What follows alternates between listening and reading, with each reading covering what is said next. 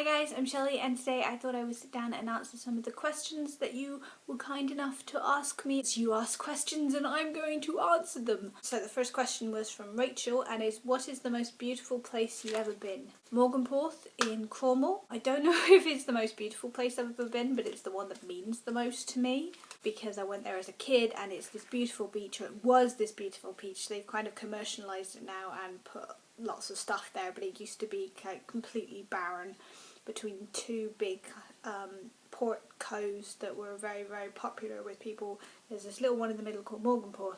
It had these steps made into the cliff and you can sit on these steps, and as the tide comes in you slowly hop up each step because it goes up the steps, and we used to sit there, me and my family used to sit there on an evening and just enjoy the kind of quietness, peacefulness. It's the most serene place I've ever been. Eleanor asked, if you could do anything for a day with no limits, what would you do? Be well, walk out the door and let the day just take me where it may. One of those adventure days where you wake up with no responsibilities, no health issues, no health ramifications the next day. You just wake up and walk out the door. I wouldn't even have breakfast because, oh my god, I wouldn't be able to have breakfast. There was no limitations, I could eat. So I would just grab my stuff, maybe a passport just in case, you never know, and just follow my feet out the door. Get on the first bus or the first train or the first plane or something.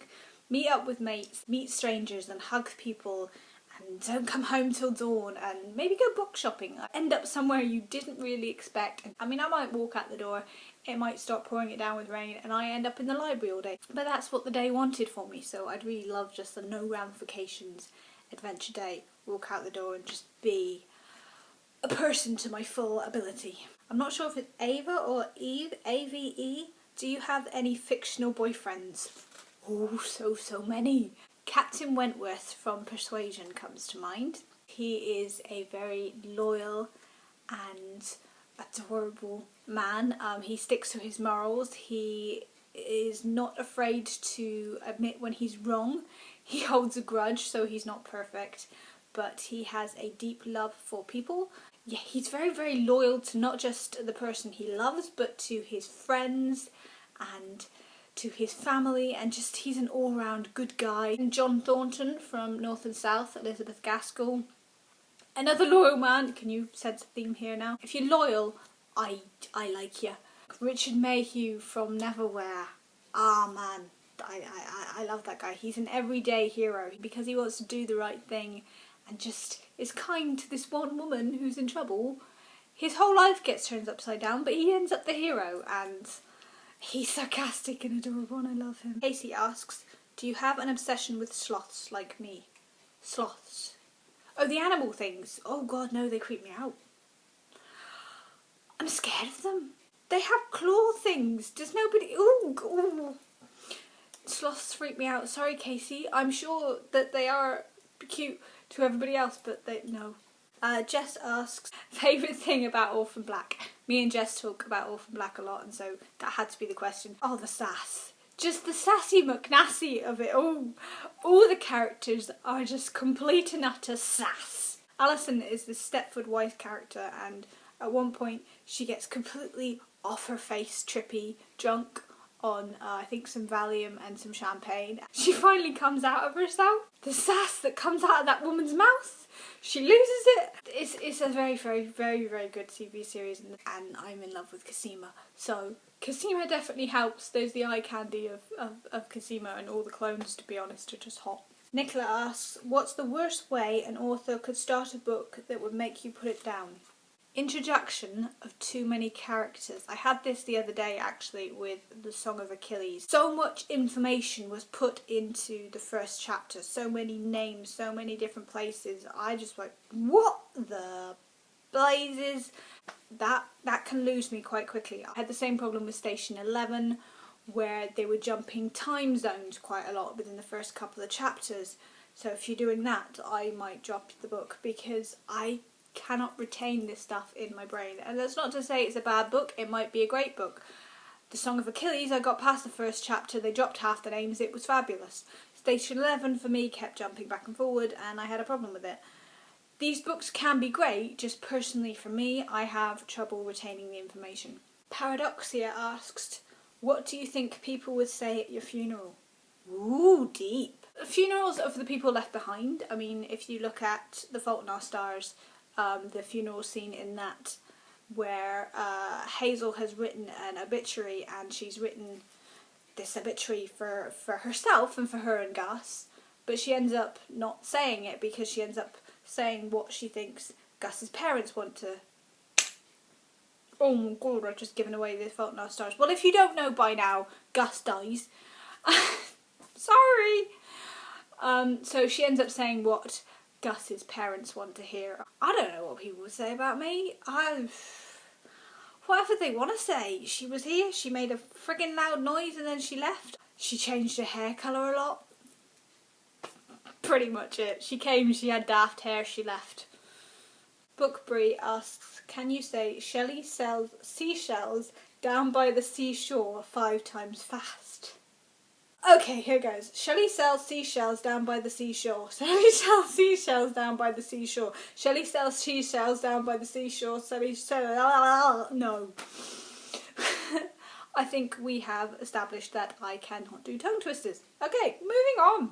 Carries on reading asks 3 characters you'd like to have over for tea. It depends if they have to come to tea together or separately. I think I might have answered this before. I did a literary dinner. Oh god, I can't even say that.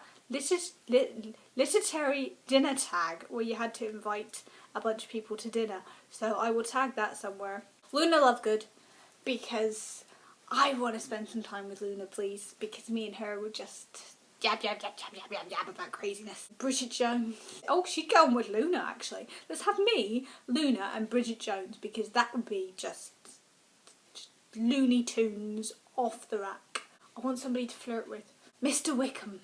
Mr. Wickham's a great flirt. And also you don't feel guilty about flirting with him because he's just an idiot. Actually, him and Bridget would be hilarious to watch because she would swoon over him and he would probably eat it up. Lexi H asks, favourite song at the moment, favourite song of all time. And linking to that, My Skystorm asked, if you could listen to one song for the rest of your life, what would it be? I feel like I'm on Desert Island Discs. Favourite song at the moment, let's do this methodically. I'm going through an Amy Winehouse phase, and I know that's not recent music. You know I'm no good. That song is my jam at the moment. Told y'all I was trouble. You know that I'm no good. It's actually the soundtrack to Secret Diary of a Cool Girl. I just realised that. Favourite song of all time? Oh Christ. This is going to be impossible to answer. I think it's probably going to be the same answer as if you could listen to one song over and over for the rest of your life. What would it be? It's just too much. Can I pick like 20? Oh, Queen and Elton John and Rufus Wainwright and Stereophonics and Star Sailor and movie soundtracks. Oh my god, there's so many good movie soundtracks and songs that I would listen to forever in there. The Practical Magic soundtrack. Okay, pick one. Pick one, just pick one. Okay. The theme to My Girl. Movie My Girl. With Macaulay Culkin in it. I watched it over and over as a kid, and there is a little theme. I will link it down below. That piece, actually linking back to the question, what would I want people to say at my funeral? This is what I would want played at my funeral, for definite. It is haunting and it is beautiful. It's a whole movie wrapped into this kind of little 1:30 piece of music, and it is beautiful and it means so much to me. I pretty much watched My Girl on repeat when I was a kid, and I wanted to be Veda Sultan first. I had the blonde hair, and I had the bike, and I had the cut-off jeans. Didn't have Macaulay Culkin as the best friend, but I could have worked on that. But I was obsessed with that movie, and that particular piece of music is probably something that will live with me forever, so I'm going to have to go with that. But, yeah, that was a very, very long answer. Sorry about that. Okay, next question. Kitty Cupcake asks your favourite book of this year. Remix by Non Pratt, which I have reviewed and I will link somewhere. I just loved it, and that was released this year. Mind you, oh no, Salt and Stone was released this year, and that was very good. But I think Remix by Non Pratt has to be the best one. There are so many more to come because there's a David Leviathan new one coming out really, really soon. I'm really excited. Natalie asks, favourite book this month? Blue is the Warmest Colour by Julie Mora? More, I don't know how you pronounce her name. But yes, blue is the warmest colour. I recently read. If you've only watched the movie, please, please, please pick up the book. It's so much more. The artwork, just, yeah, emotion. Island of Books asks, if you were travelling with the Doctor, what period or place would you most like to adventure to? You guys asked some really good questions that I'm not going to be able to answer. Everywhere. I couldn't possibly pick a time. There's too many. I want to do all the things. No, it's too hard. I have to do. Can I do all the things, please? Please, can I just stay with him forever and ever? He would drive me out the wall because it depends on which Doctor after a while. But if I had to pick the Pacific Ocean? Apparently the Pacific Ocean. Freudian slip. Apparently I want to be in the Pacific Ocean. So there's a place, okay, a time. I have no idea. Rock On Books asks, are there any books you wish you hadn't bought? Lolita? I recently tried to read Lolita for like the 100th time, and yeah, why did I bother? There are many books that I have bought that I have dropped or not wanted to read again, but no, I don't think I regret buying any of them because I learned something from them, or I loved them at the time and then gave them away to somebody else who's going to love them. I learned that I should use my library more. Chelsea B asks, who is your fictional soul sister? Bridget Jones. She's neurotic and she's mad and she doesn't learn her lessons, but she gets up the next day and carries on with like the rest of us do. I love Bridget Jones, her damn determination. Or Imogen from Boy Meets Girl. I recently read that by Ali Smith, and Imogen kind of clicked a lot of things in my head. Oh, Luna Lovegood. There's just too many soul sisters out there, I'm telling you, man. Styles Rules asks, if you had the power to make everyone read one book, what would it be? The Vagina Monologues. It's always going to be the Vagina Monologue, which is here. Read it, read it, read it. It's important. I mean, I shouldn't push books on people because I think you should always just read what you want to read and what makes you happy. And if you don't want to read this, don't. It teaches you a lot, and it's funny and insightful and just great, and if you're scared of it, don't be, because it's not as scary as it sounds. And I kind of wish there was a men's version of this, so can somebody write that, because I'd love to learn the kind of ins and outs of being a man and dealing with that. Books and More asks, where in the world would you like to visit? Everywhere. This links to where would you go with the Doctor, or there isn't anywhere particular I want to go because I just want to experience all the things. I've experienced very little in my life. And so I would like to sit on a beach in Maui, and I would like to climb mountains in the Himalayas and be spiritual in Asia and eat all the food in Italy and eat, pray, love it.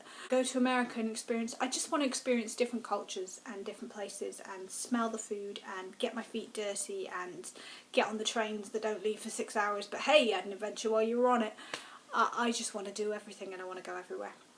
And I think I'm probably going to stop it there because I have rambled on enough. So I've answered some of the questions. I will probably do a second and a third one of this because it turns out I'm not very short on answering questions.